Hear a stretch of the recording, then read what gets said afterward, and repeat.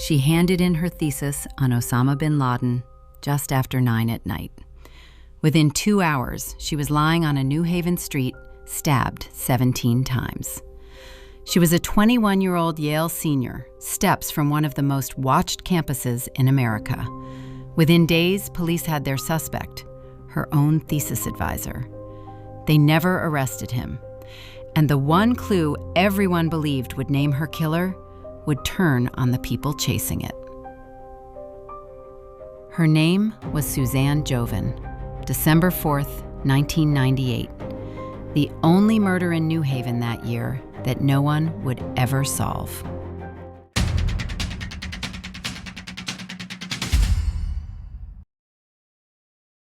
Suzanne Jovin was 21, a senior at Yale studying international relations.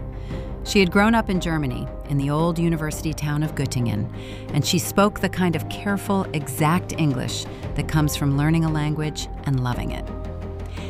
At Yale, she led a chapter of Best Buddies, a program that pairs students with adults with disabilities.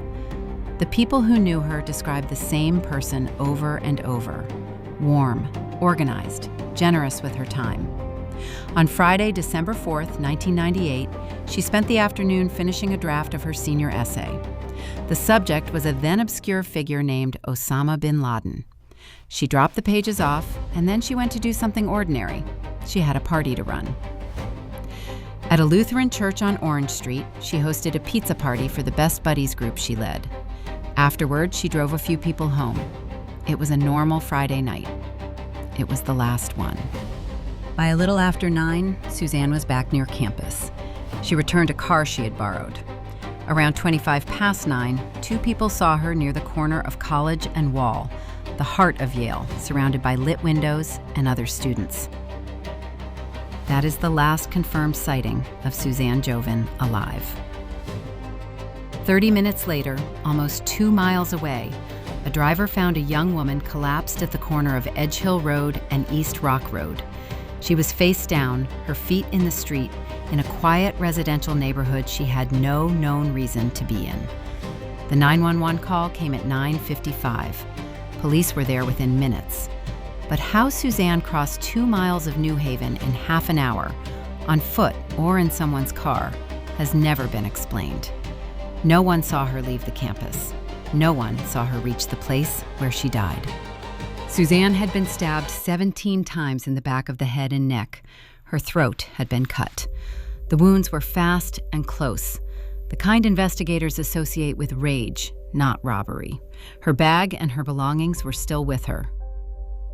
The knife was never found. There were no signs she had been dragged there.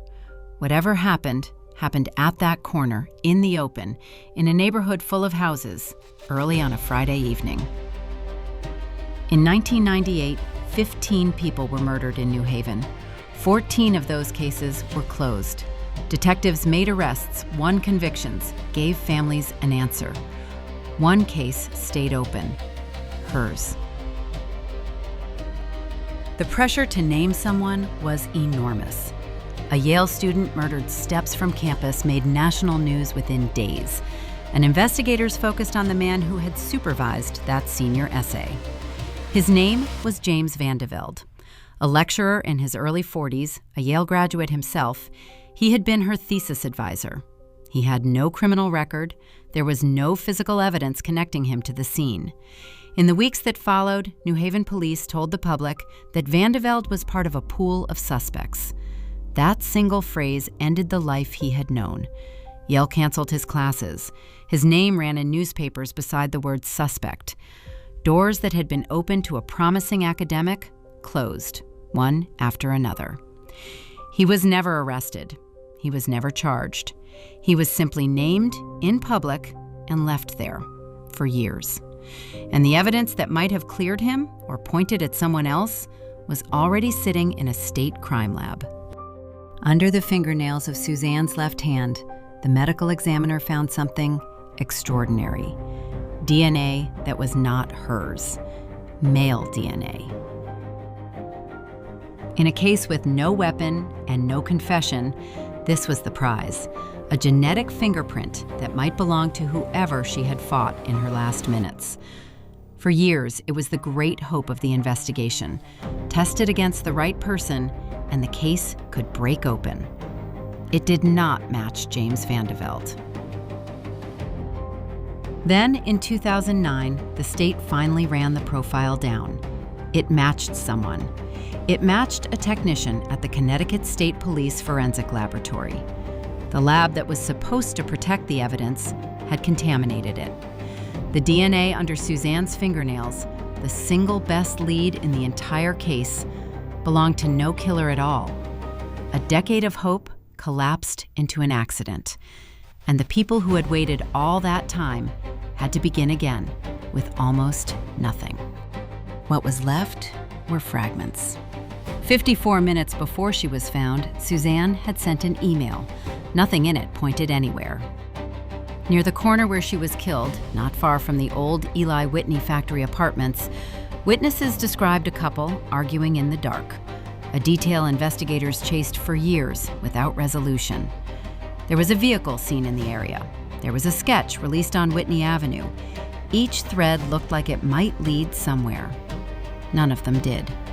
The original detectives moved on or retired. The file grew thick with theories and thin on answers. And in the eyes of strangers, one man was still the name attached to the murder, for a crime no one could prove he committed. James Van de Velde did the only thing left to him. He sued the city of New Haven and Yale. He had spent more than a decade as the name attached to an unsolved murder, never able to clear it in a courtroom because he had never been put on trial.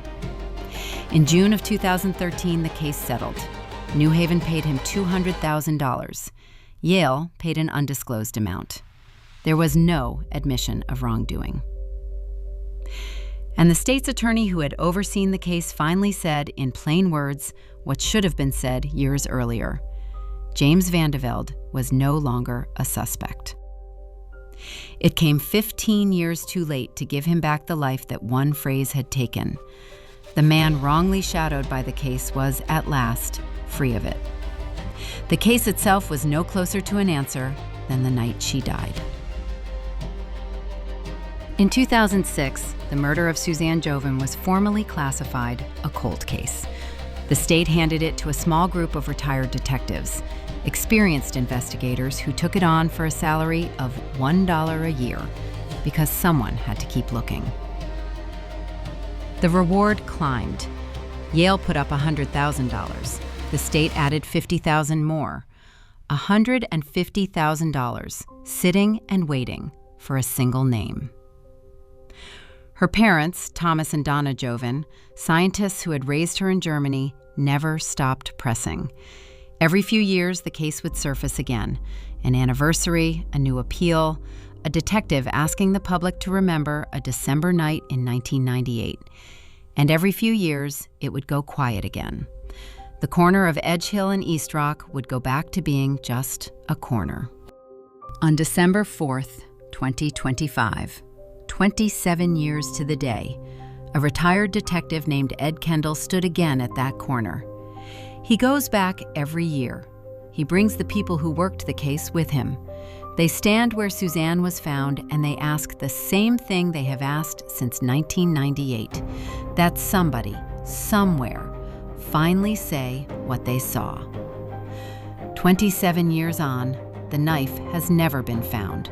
The one piece of DNA led only back to the lab that lost it. An innocent man carried the suspicion for half his life, and the only one of New Haven's murders that year to go unanswered is still, tonight, unanswered. Suzanne Jovin handed in a paper, ran a party for people she cared about, and started home. Someone met her on a quiet street and took everything else. And whoever it was has been walking free ever since, somewhere just past the edge of a streetlight for 27 years.